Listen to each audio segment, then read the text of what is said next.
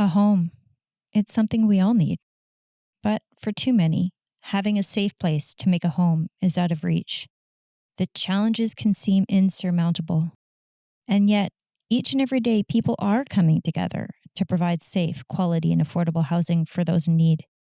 Welcome to Let's Talk Housing. I'm your host, Sara Goldvine.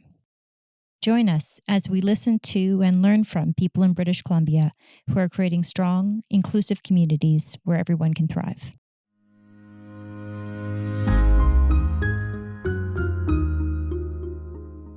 Moving into your first home is challenging enough for many young people. It's even more so for people with disabilities who face additional barriers. Today on Let's Talk Housing, we hear from Linden, who just 1 year ago faced a future where finding attainable, accessible housing was next to impossible. With the average rental rate for a one-bedroom apartment being $1,200 per month in his community of Vernon, Linden and his mother, Andrea, weren't sure what his options would be.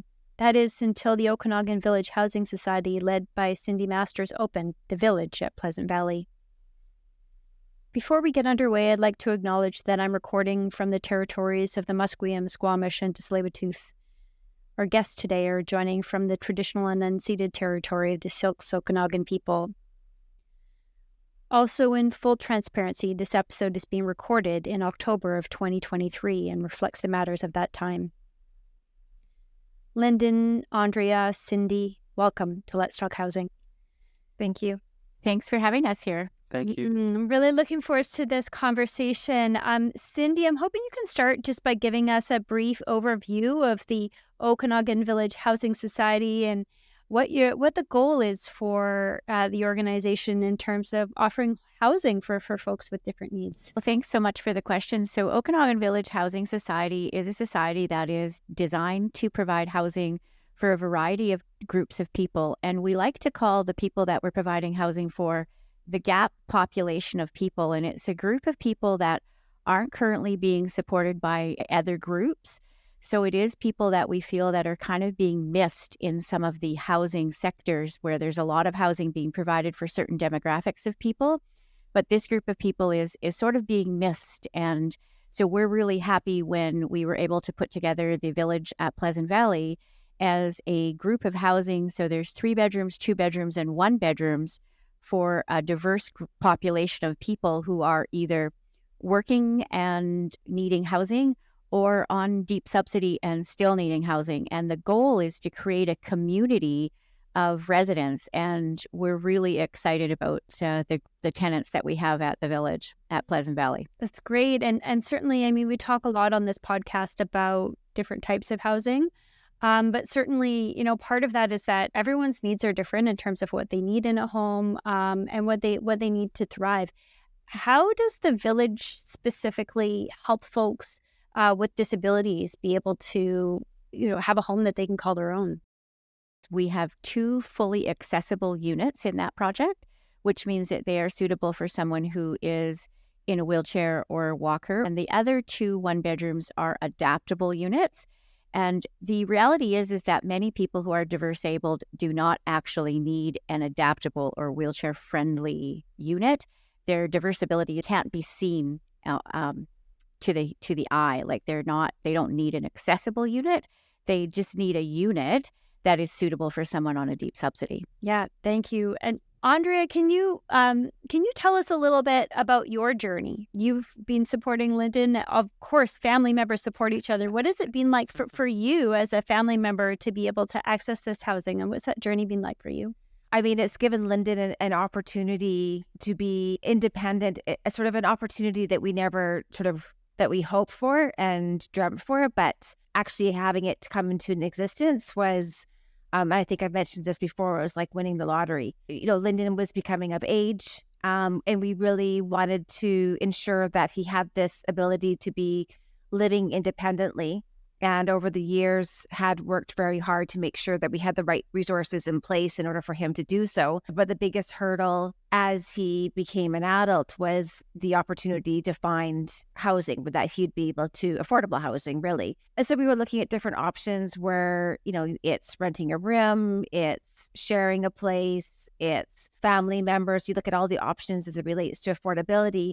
which are all fantastic, but it doesn't necessarily lend, again, that aspect of independence. Knowing that Linden may not necessarily have the freedom or the ability to have employment that are allowed to find housing in today's market as it relates to the current rental rates. Having this come up, it was an amazing fit for him. And I think even more so importantly in working with Cindy and the team was the awareness, working with individuals with disabilities, more specifically, in Linden's case, with his autism, they worked really hard in finding a unit that was appropriate for his needs, ensuring that the communication, how we discuss matters, how things were approached, all sort of any type of material was addressed and presented in such a way that met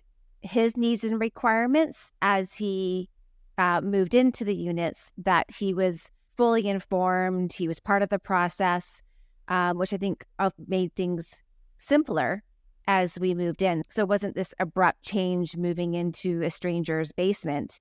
It was very much sort of a transition of moving from a home, for, Linden and I living together, to Linden actually being able to create a home for himself. And so it was a unbelievably smooth process, actually.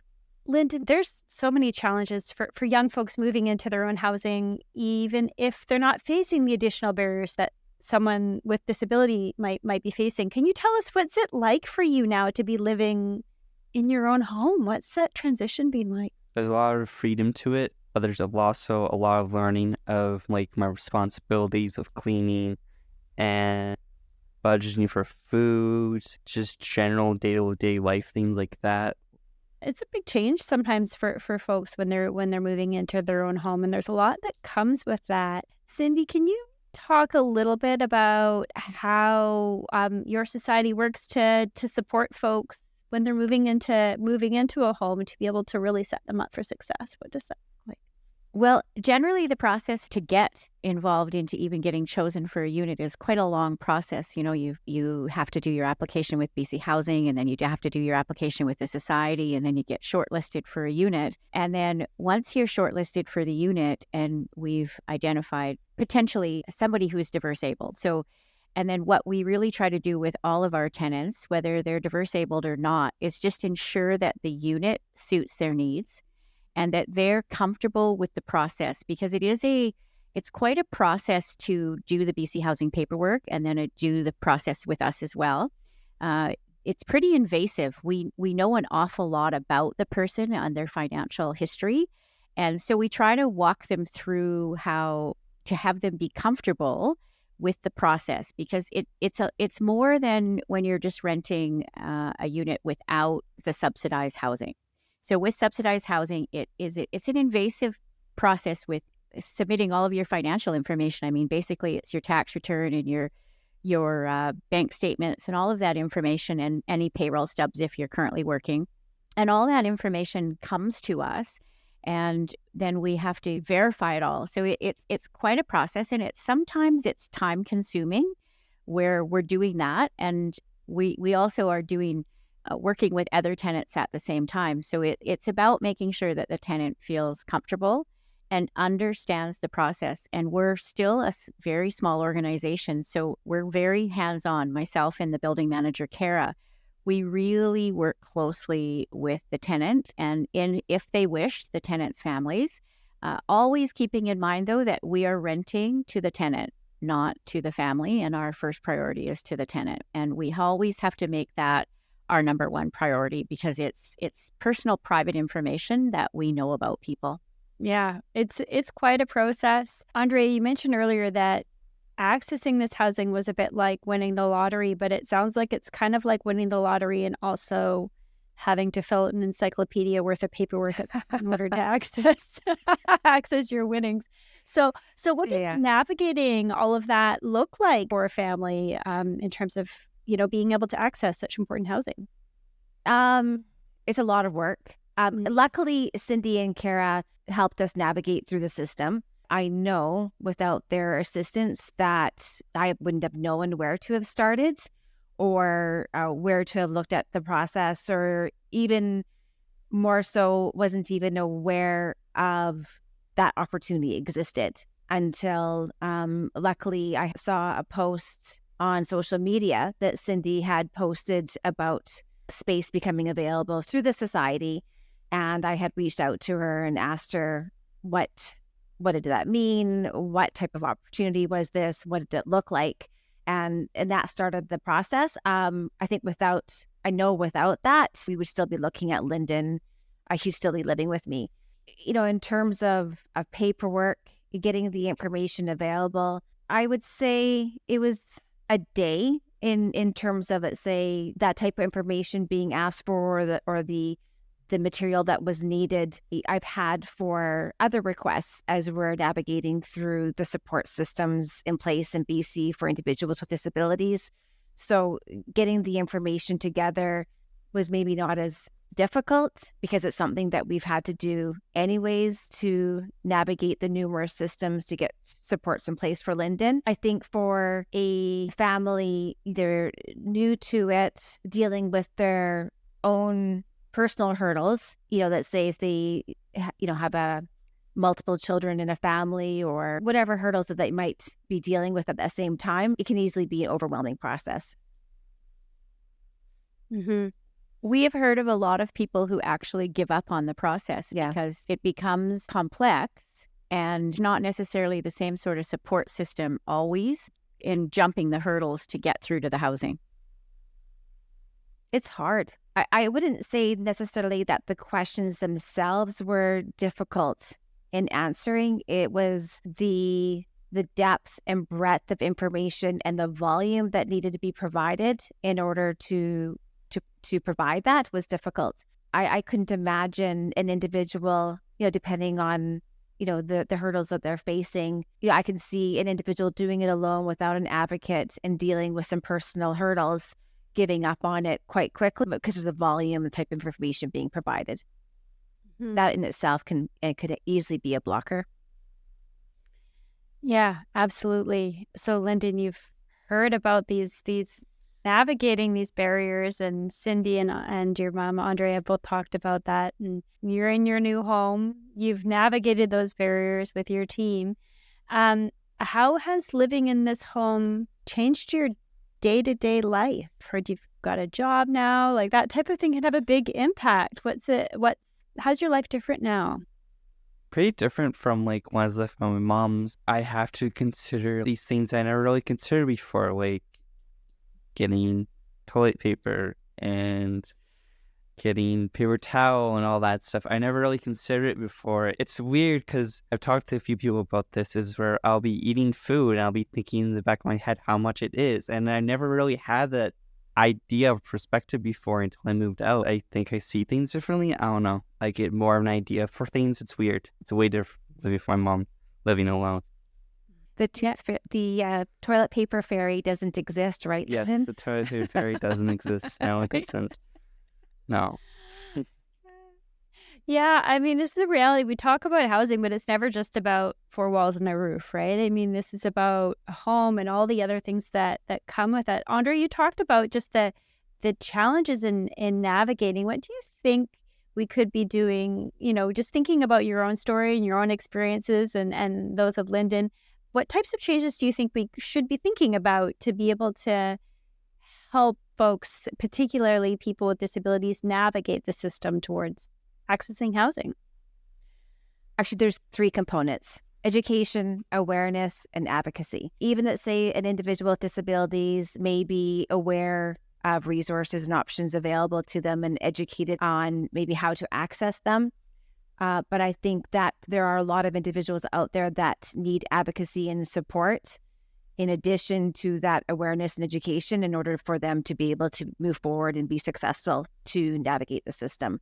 I know 1,000% that if Linden was to be asked to do this on his own, he would not have been successful. It's not because of Linden's intellectual capabilities or his abilities to understand what's needed, just the sheer complexity of moving forward through it that he would have stumbled through it. Once I became aware of a program or support that was available, I could always find the information on it in order to be able to get the resources needed.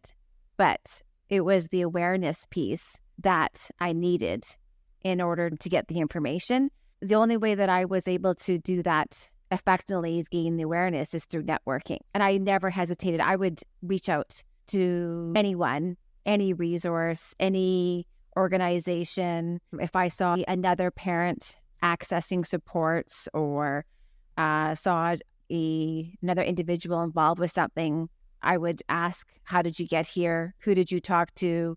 How did you get the supports? And then I would pursue it. I think back to your initial question as to what is it that a family or individuals supporting someone with disabilities needs is perseverance. Don't give up and ask the questions, and you have to push. You can't give up. It can be very difficult in the journey. We've got an accessibility plan that we're just in the process of rolling out. And I think that really what we've heard from Linden and Andrea highlights some of the challenges. I mean, you mentioned off the top that you have these accessible and adaptable units, but for many folks with disabilities, the barriers are throughout the entire system and might be more on the application process or the awareness process, even more so perhaps than the built form.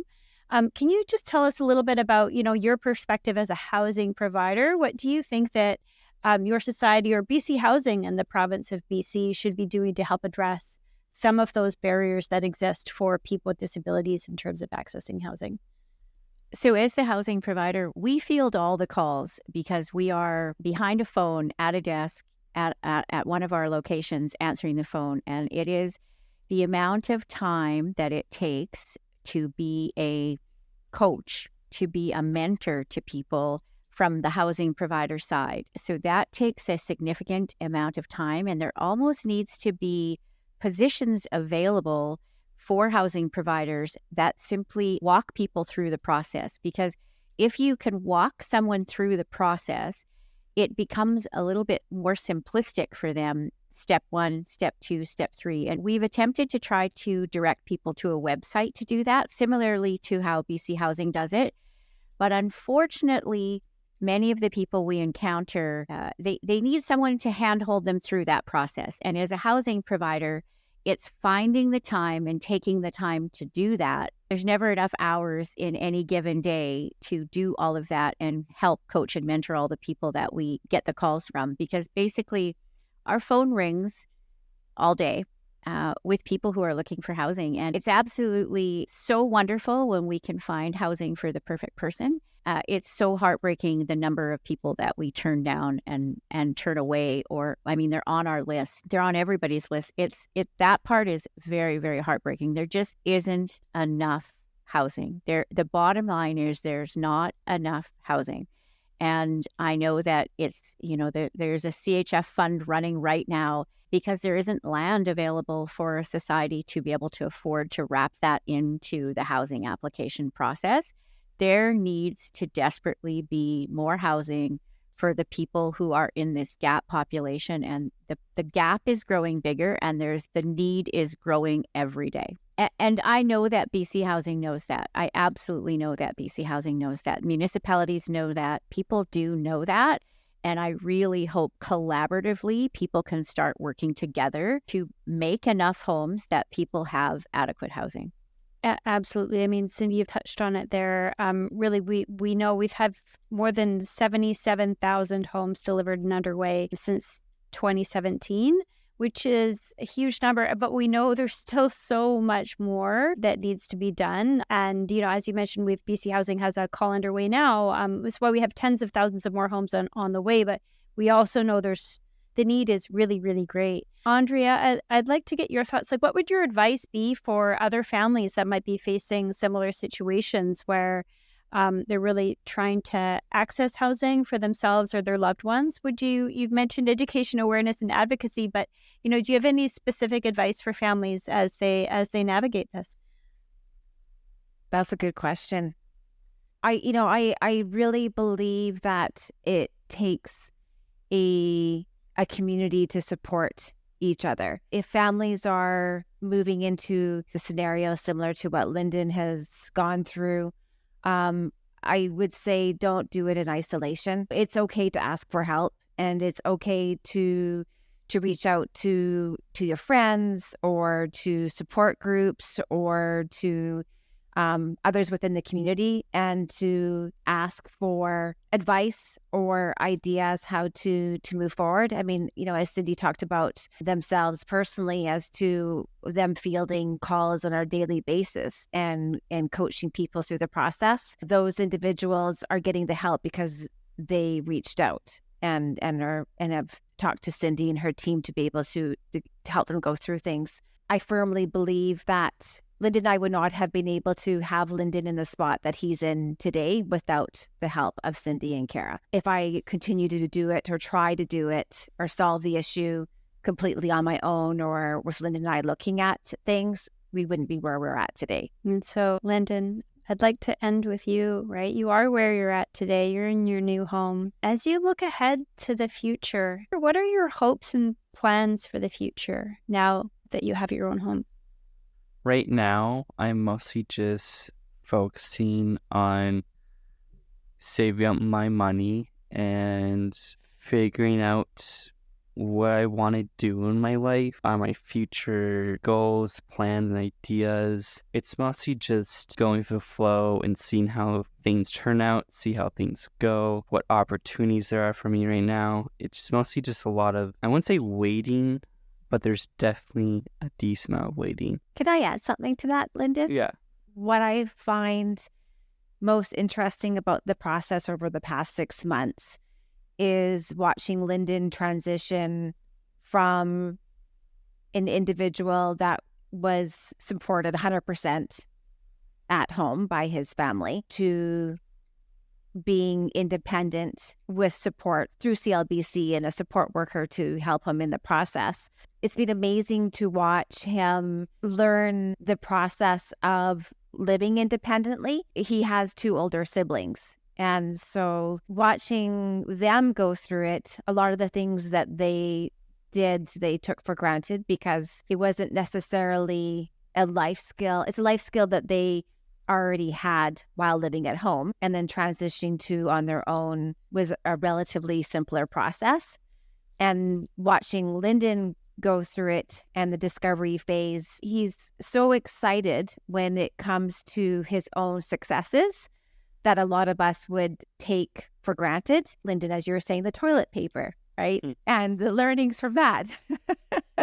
It's a joy as a parent watching him go through this over the past 6 months. And I think the nice dynamic about what's happened is we are moving from a caregiver dependent type relationship to now a more of a family unit where we go and we enjoy each other's company and go out for dinner. And because Linden's able to make those choices as independent adults, you still go through that process that say with, I still went through that process with his siblings, but with Linden, with him having disabilities, not only was I a parent and caregiver, but I've also was his caseworker and his advocate and his support person and above and beyond a parenting role.